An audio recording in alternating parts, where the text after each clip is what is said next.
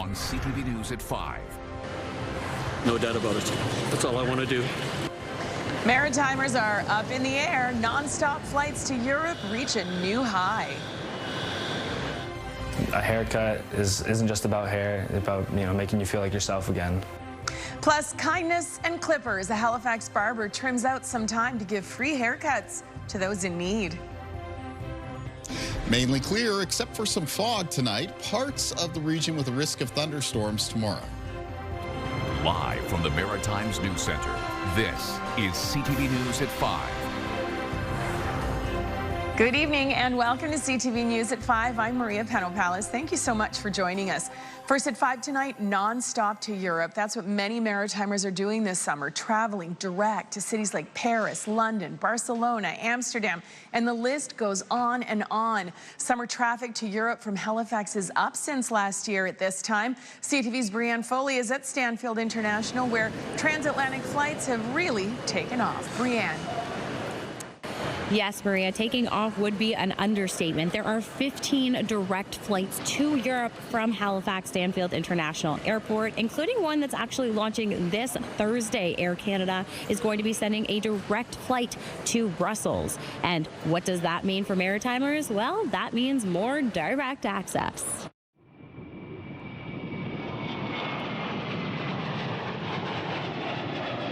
Normally, I would do direct flights. I don't do layovers ever. Direct flights are coveted by travelers, and now there are more options than ever in the Maritimes. Between May and October of 2026, we've seen a 40% increase in the seat capacity for service to Europe. So seat capacity represents the number of seats available on aircraft, and it basically is a great way to measure the opportunity to travel. Direct is really important for a lot of people. They just want one flight, get there, get off, start their vacation, and we have such an increased capacity this year, direct to so many different destinations in Europe. It's really exciting. Being able to fly to 15 European destinations from Halifax makes traveling the globe more accessible. Instead of maybe connecting at another Canadian airport, you can connect in Europe and then travel onwards to another country, another continent. It makes for a more seamless experience, and it means you can start your vacation sooner. Also, the flight times are pretty reasonable, 5 to 7 hours. With the increased capacity that we have from Halifax and direct service, it's a good time to go. Whether you're coming home or coming to visit, no doubt about it, non-stop is the path travelers want to take. This was unbelievable. I just, a few months ago, was in Ireland and had to take two contacts, and it was just brutal. Long day, whereas this was 5 hours and perfect. It opens it up for tourism, business, makes it super easy for people to come here and enjoy what Halifax has to offer. So first time for me, looking forward to it. Oh, it's great. Yeah. Whenever we can get a direct flight, makes a big difference. And makes Halifax a launch pad to the rest of the world. With those services, we're in fact the most internationally connected airport of our size in North America, with under 10 million passengers. So when you think about airports that are a similar size, ours is the most internationally connected, which is pretty incredible. Now, with the addition of these flights, the airport is set to receive 4.4 million passengers coming through, a record for the airport, and things are only looking up from here. Maria? I see what you did there. Thank you, Brianne. Looking up. And that actually brings us to tonight's web poll. We are asking, will you be flying to Europe given the increase in direct flights from Halifax? You've got 3 options. First up, yes, Europe is much more accessible now. Or maybe I'm thinking about it, and no, the European flights don't impact my travel plans. Just go to ctvnewsatlantic.ca to weigh in and to see the latest poll results. All right, over to Todd Battis now, who's standing by with a look at the day's headlines. Hi, Todd. Hi there, Maria. Thank you. Coming up at 6, we've told you about a huge spike in the number of overdoses in the Moncton area over the past several weeks. Now a warning about toxicity levels in the illegal drug supply in 5 counties across Nova Scotia. Coming up in your newscast, we'll tell you where and the type of drugs that are making the rounds. People in a rural area of New Brunswick are wondering why a part of their history is being demolished. Work began on the Kujamaquack Dam yesterday. The Department of Fisheries and Oceans says there's a good reason for what's happening. CTV's Derek Haggett will share that with us tonight. Well, the Knicks are on the top of the basketball world for the first time in more than half a century, and their fans are still celebrating their NBA championship, completed just a couple of days ago. That celebration extends all the way to Cape Breton and a certain professor at CBU. Our Ryan McDonald will tell you exactly why she's so thrilled with the Knicks win. You'll never guess why. The majority of this game, but the Knicks. And now there's Kayla Mitchell, who looked at me like, why? Well, so excited. It's a huge fan base, right? It's a huge Knicks fan base, yes. I'm not surprised at all that they're all excited for that win, right? She has a unique perspective on the win. You're going to want to see the story. I will definitely be here and watching. You've got a pretty good story behind you right now. That's right. So after we start off this week on the showery and cooler side, it was nice to get a little bit of a bounce back in the region for today. It does include some pretty pleasant conditions for most of the Maritimes for heading into this evening. Most because they probably like the temperatures still come up a few degrees in Cape Breton. It's a little bit cooler in that part of the Maritimes. Some temperatures at this hour sitting between 11 and 15 degrees. Around 17 right now for Charlottetown and Summerside. Low 20s for most of New Brunswick. And some of the warmer temperatures today were around western areas of Nova Scotia, especially towards the Atlantic coastline. Right now, 24 degrees at Halifax and 25 degrees at Shelburne. Checking in on the winds, mostly out of the northwest, and they're being sustained between around 10 and 25 kilometers per hour. We're getting a few gusts reported between 30 and 40 kilometers per hour, so just a little bit of a breeze around. Over on radar and satellite, a few clouds around for the first part of this evening. Low chance of some spotty showers down through Cumberland and Colchester counties, and maybe running into the vicinity of Truro as well. It's going to last over the next couple of hours, that chance of showers. But as we make our way through this evening and we lose our daytime heating, these clouds are going to be clearing up, the chance of showers ending with them. During the overnight, fairly clear sky for the Maritimes, but with some fog developing. Tomorrow, though, parts of the region get into a chance of maybe seeing a few thunderstorms, and I'll have more on that when I'm back a little bit later on. Maria. Excellent. Thank you, Kaylin. We'll see you in just a little bit. Right now, though, a sign of the season. Hope for Wildlife has received an influx of orphan fawns recently. CTV's Valentine King-Beza takes us to the rehab center where the young deer are being cared for. The white-tailed deer here started arriving the end of May, and they were found from the tip of Yarmouth right through to Cape Breton. By far, the most common reason we get white-tailed deer in at Hope for Wildlife is the mother has been hit by a car and killed, and the baby's close by, or as we'll see in the next few weeks, some of the fawns will come in and they'll be the ones that have been hit. You know, we get a variety of people. Sometimes if the public hit the fawn, they will bring it in themselves. Lots of times Department of Natural Resources will bring in a fawn to us. And we have a wonderful team of over 250 people across the province. So when the phone call comes in, I always do an assessment over the phone first before we decide whether that fawn needs rescuing or not. On arrival, they go straight to our quarantine area. The veterinarian will take a look and do all of the basic triage. They'll get selenium, they'll get an ear tag and a microchip. They might run blood. Once they're cleared from there, they come up here to a more natural life where they're exposed to what they would be in the wild world. We have to be incredibly careful. We usually wear a cover and a face mask and gloves when we go in to feed the deer. So each of the deer is named after a type of cheese, so we go in alphabetical order depending on how they come in. So currently we've got up to S. It just helps us keep track of who's who because everyone's on sort of a different formula. Once they reach a certain size and they're spooky from humans and they'll run away from us if we clap our hands and make any kind of noise, we know they're pretty well ready to go back to their wild world. With most of our animals at Hope for Wildlife, we try and get them back where they came from. However, with white-tailed deer, it's different. White-tailed deer are a herd animal, so they need to be released as a herd. So that means the one from Yarmouth might be released with the one from Cape Breton. And Department of Natural Resources guides and picks the place where they should be released each and every year.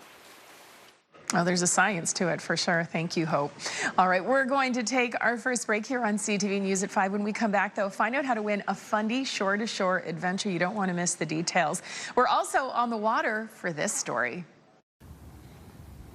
Hey Maria, I'm here on the Halifax waterfront outside the Atlantic Boat School where this week We Can Foil is teaching people how to foil sail. It's that same technology you'll see being used on boats racing in the Halifax harbor this weekend. I've got details and a story just ahead.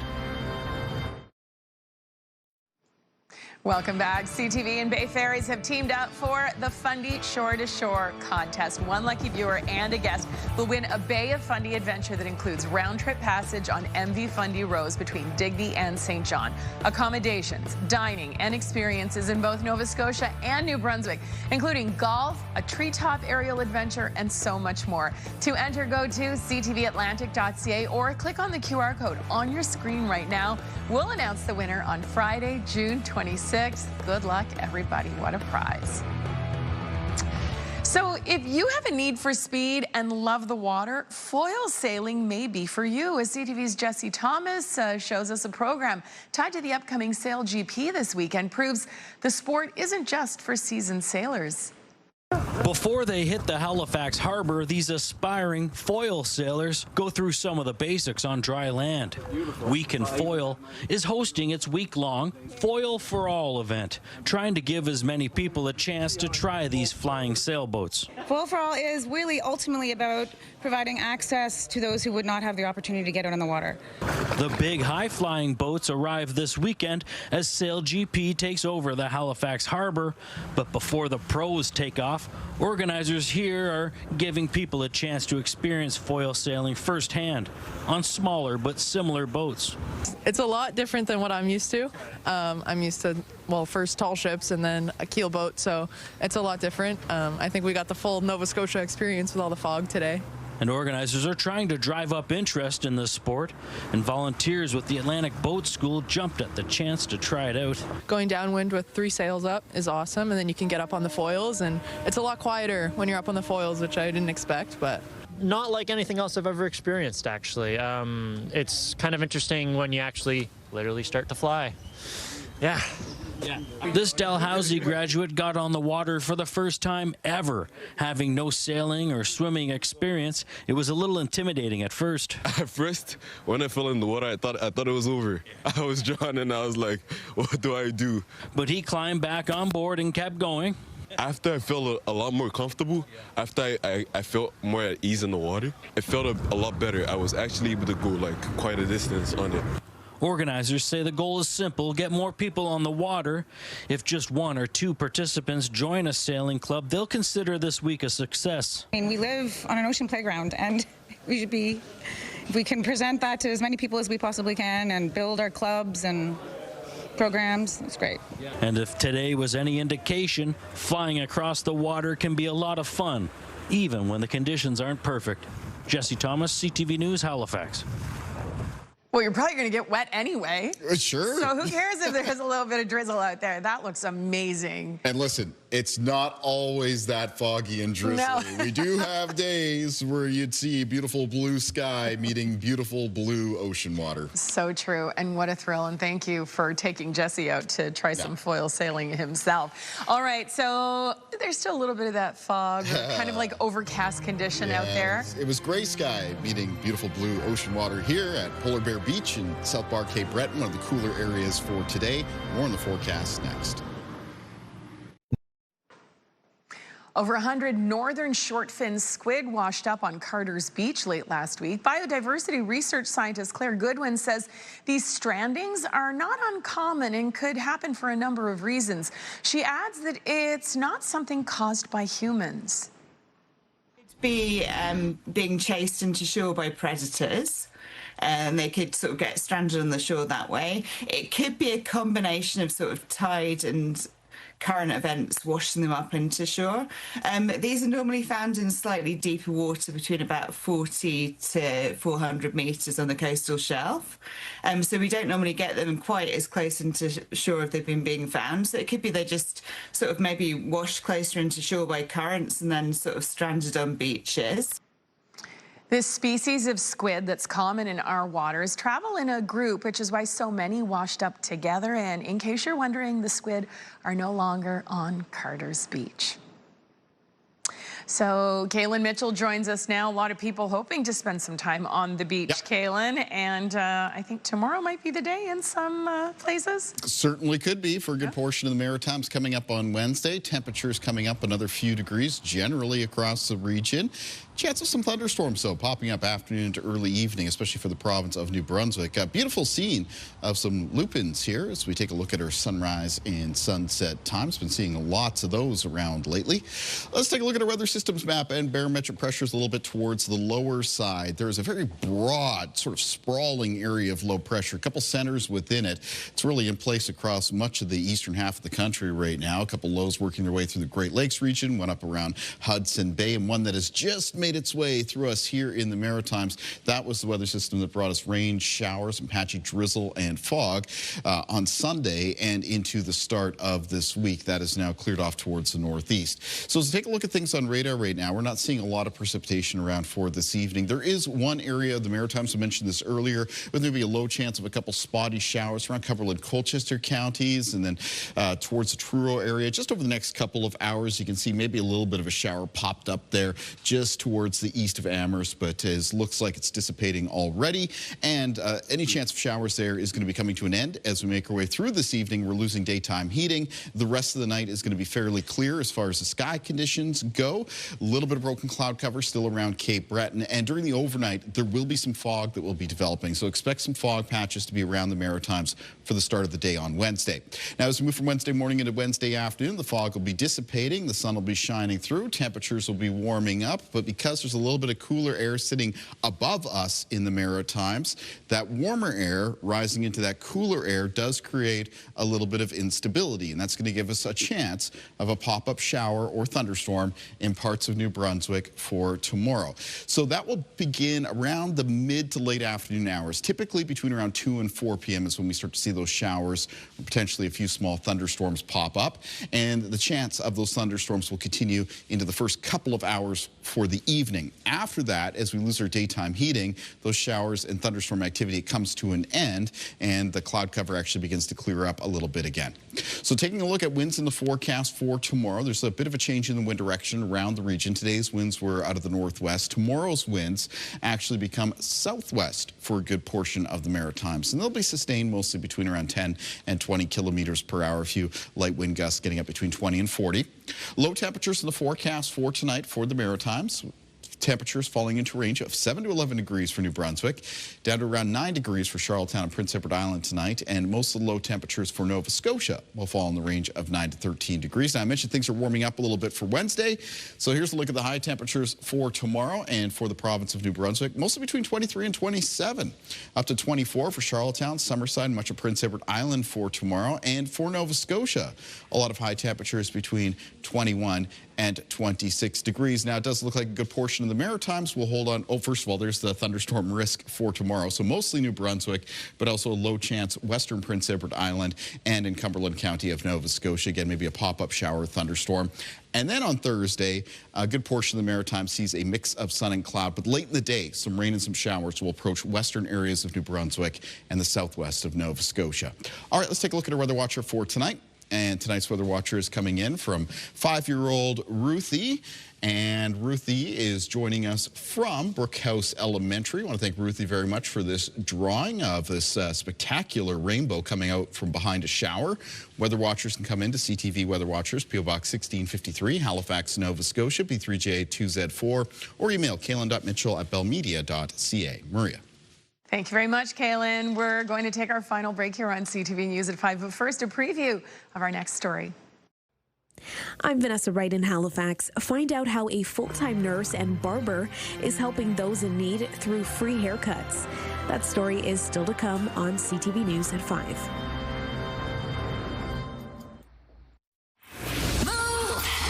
With Aaron and Peter. Hey, we're sending you to Montreal for Osheaga Music Festival with the iHeartRadio experience. All you have to do is listen to Move 100 for 10 minutes on the all-free iHeartRadio app. And tomorrow on CTV News at 5, a legit Cape Breton cowgirl. Anna Claire McLean is turning heads with her Western apparel. She's ready to rodeo tomorrow at 5 on CTV. And now our final story of the evening. Halifax nurse and barber has carved time to give free haircuts to those in need. As CTV's Vanessa Wright shows us, what started as a volunteer opportunity has been styled into something much bigger. Cutting hair is David Aravello's specialty.